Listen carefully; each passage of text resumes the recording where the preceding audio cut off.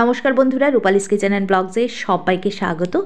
আজকে ভোগের খিচুড়ি রান্নার রেসিপিটা তোমাদের সঙ্গে শেয়ার করতে কিন্তু চলে এসেছি। তো কড়া বসিয়ে এখানে আমি একটা বাটির 3 ভাগের 1 ভাগ মতো সোনামুগের ডাল নিয়েছিলাম, সেটা দিয়ে দিলাম। শুকনো খোলায় ডালটাকে একটু ভেজে নেব। তো ডালটা কিন্তু আগে থেকে খুব ভালো করে ধুয়ে আমি শুকিয়ে রেখেছিলাম রোদে।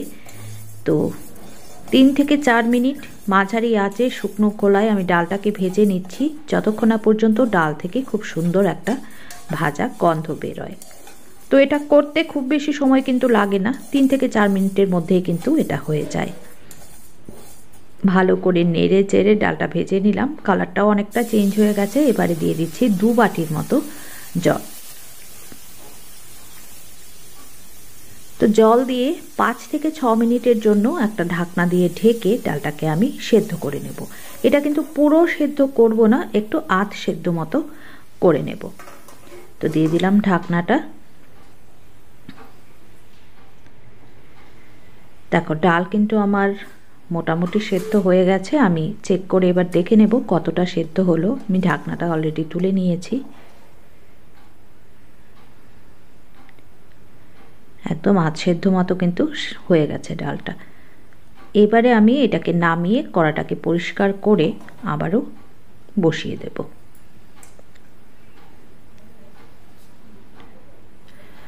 তো এখন কড়াতে দিয়ে দিচ্ছি 4 টেবিল স্পুনের মতো সর্ষের তেল। তেলটা কিন্তু খুব ভালো করে গরম করে নিতে হবে। খুব ভালো করে আমার তেলটা গরম হয়ে গেছে। ফোড়নে দিয়ে দেব 2টো গোটা শুকনো লঙ্কা আর দেব 2টো তেজপাতা। এবারে দিয়ে দেব আমি হাফ টিস্পুনের মতো 5 ফোড়ন।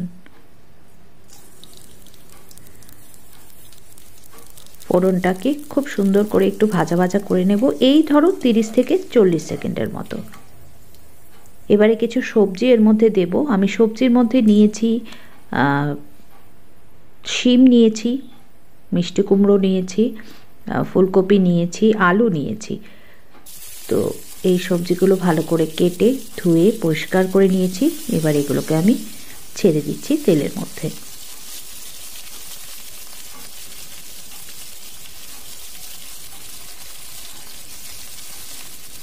সবজিগুলোকে একটু ভেজে নেব, সমস্ত সবজিগুলোকে মিনিট খানেক একটুখানি নেড়ে চেড়ে ভেজে নিচ্ছি।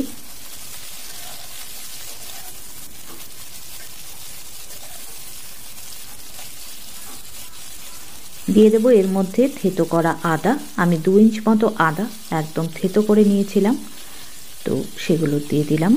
তোমরা কিন্তু চাইলে আদাটা পেস্ট করেও দিতে পারো। সবজির সঙ্গে আদাটাকেও একটু ভেজে নিচ্ছি আমি, যতক্ষণ না পর্যন্ত আদার যে কাঁচা গন্ধটা চলে যায় ততক্ষণই ভেজে নেব। খুব বেশি সময় লাগবে না, মিনিট 2। তো উল্টে পাল্টে নেড়ে চেড়ে ভালো করে ভাজা ভাজা করছি।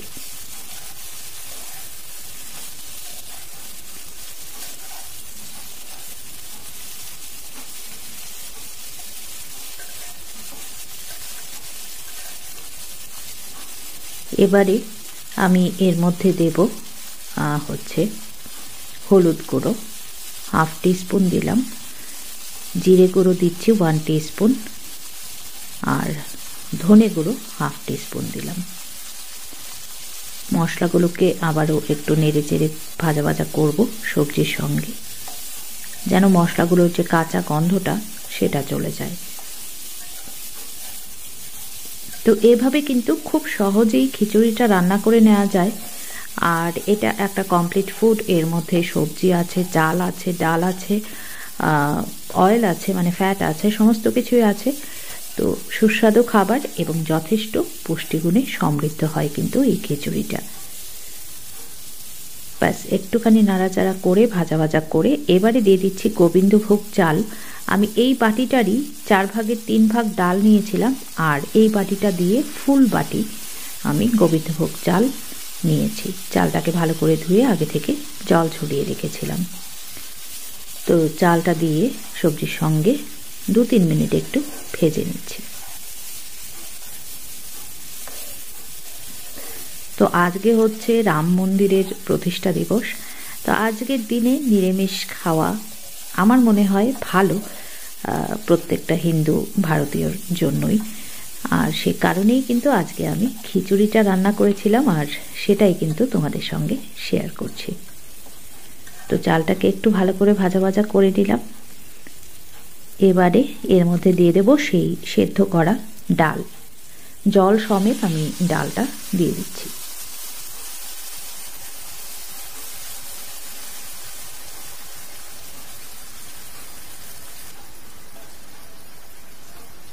সুন্দর করে সমস্ত কিছুকে এবারে মিশিয়ে দেওয়ার পালা।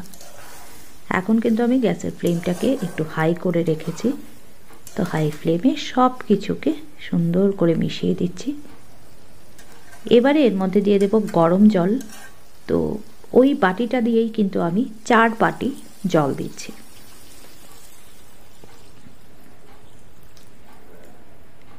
তো জলটা দিয়ে ভালো করে মিশিয়ে দিতে হবে। আর অবশ্যই কিন্তু এক্ষেত্রে গরম জল ব্যবহার করো, তাহলে খিচুড়ির টেস্টটা কিন্তু বেশ ভালো আসে। তো এবারে আমি লবণ দিয়ে দিচ্ছি স্বাদ মতো, আর দিয়ে দেব কাঁচা লঙ্কা, চেরা কাঁচা লঙ্কা। ঝালটা কিন্তু তোমরা তোমাদের টেস্ট ওয়াইজ ব্যবহার করবে। আমি এখানে 4টের মতো কাঁচা লঙ্কা দিয়েছি, কারণ লঙ্কাগুলো কিন্তু আমার বেশ ঝাল।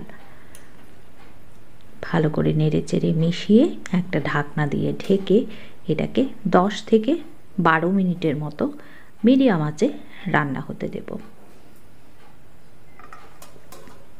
তো দিয়ে দিলাম ঢাকনাটা।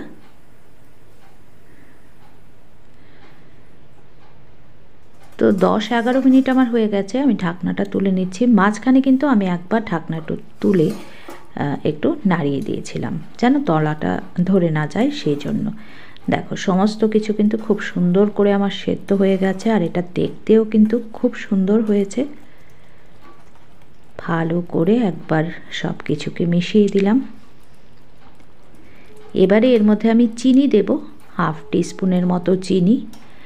আর অবশ্যই দিয়ে দেব ঘি, 1 টিস্পুনের মতো গাওয়া ঘি দিয়ে দিলাম।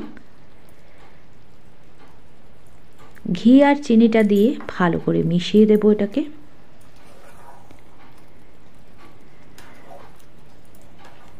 এবারে এটাকে ঢাকনা দিয়ে ঢেকে স্ট্যান্ডিং টাইমে গ্যাসটা অফ করে রেখে দেব মিনিট 10। তো ভালো করে আগে মিশিয়ে নিচ্ছি সব কিছু।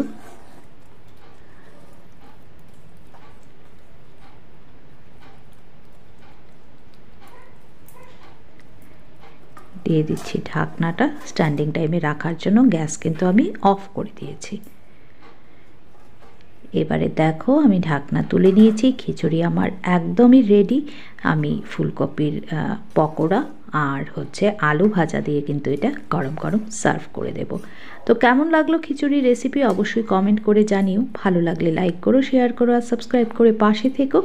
আজ চলি, টাটা সবাইকে।